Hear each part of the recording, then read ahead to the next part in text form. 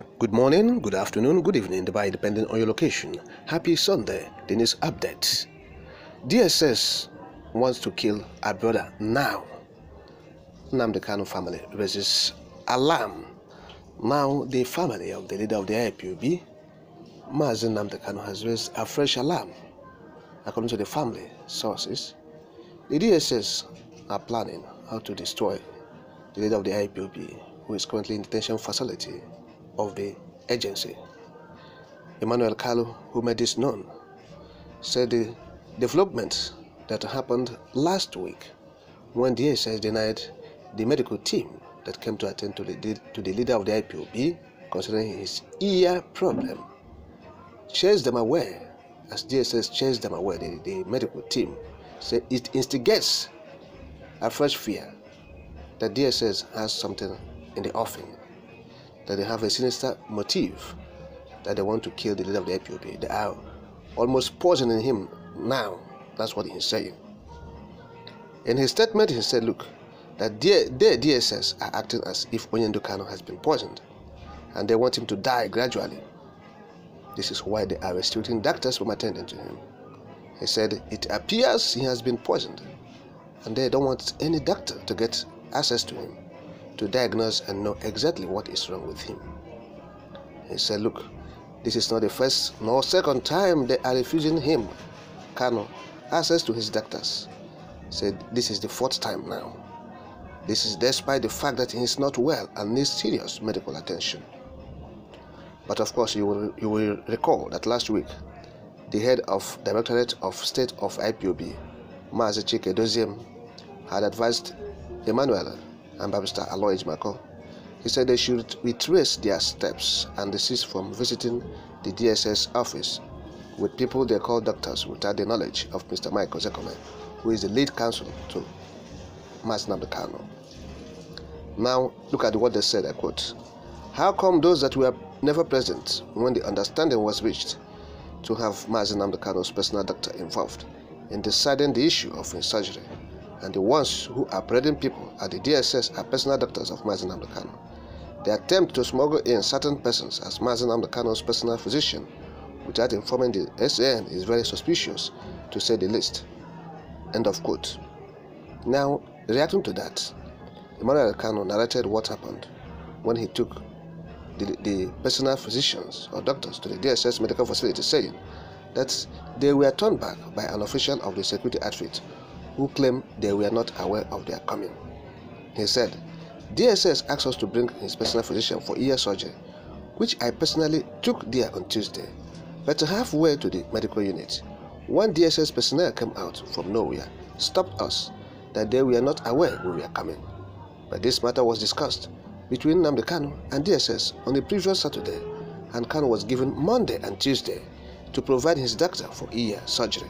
So we had to come out. Okay? He was asked, that's Kanu Emmanuel was asked, whether the wife was aware of such arrangement. And he said, based on the instructions given to him by the leader of the IPOB, Nnamdi Kanu, that Nnamdi Kanu gave him instructions, and he reports to the leader of the IPOB. He reports to Onyendo himself, not to any other person, not to the wife, and not to the DOS. And so he said, I quote, "Those who are saying these things are far from what is happening. Onyendo gave me instructions on Monday, and I had to carry them out the way they came." So, and he said again, you cannot force someone to see the truth from what you are doing, just like you cannot force a blind man to see.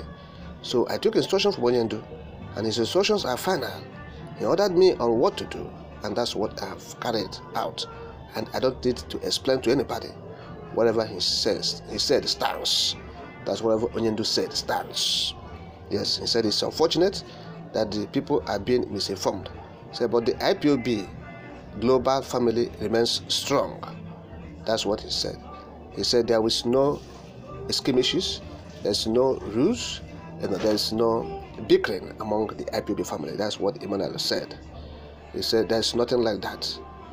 He said they are intact, that the IPOB family is intact. So anybody who is trying to bring quarrel or to bring disagreement or to push a narrative that, oh, the IPOB family, they have scattered. They're not speaking with one voice. Kanu said it is not true. That's Emmanuel said it is not true. That IPOB family is one and they will remain one. Indivisible. Yes. So that is it. So, and he said, look, that on the way forward, he said, talking about the grave implications of Onyendo's health, Emmanuel said that they have written to world powers to clearly let them know the IPOB's health, the IPOB's leaders' health condition, and believe that they will act and do that as soon as possible. That is it. So they have written to international community, the world leaders, notifying them that DSS is trying to destroy the life of Nnamdi Kanu. Yes, and that is what he's saying. But for DSS to refuse the medical team, not only that they have something to offer, but they are dealing with leader of the IPOB, in a very inhuman way, and that is gradually destroying him, gradually, and so that is it. So the issue of the Michael Zekome not being notified, and the family of Nnamdi Kanu, who is who have actually engaged doctors to go and meet the leader of the IPOB for the surgery, it's not something that will cause confusion or quarrel, because the two groups have reconciled their disagreements from the information we have now. They have reconciled it. So in every family there will be little one or two squabbles or differences, and that differences, as we're speaking, has been resolved between the legal council. So anybody who is trying to bring the fracas between the legal council and the family is making that is dead on arrival, because it will not work. We have the intel that everything is normal. Now it is DSS who is causing the trouble and commotion, and they should desist from it forthwith. DSS should desist from this evil, this calamity that they want to befall Nigeria. Nigeria has a lot of trouble, and they shouldn't allow more. They shouldn't add salt to injury, because that is what they want to do by this continued detention and not allowing the leader of the IPOB to have his health. Because if his health continues to deteriorate, you see, it will speak bad of the government, and it will portray the government in a very bad image. The present government that just assumed office just barely 1 week ago, okay? And when such happens, the reactions of the people, it won't augur well. The reactions, because you wouldn't tell people how to react. They can react anyhow, and by that time we start shouting insecurity, insecurity, and we are the ones causing insecurity.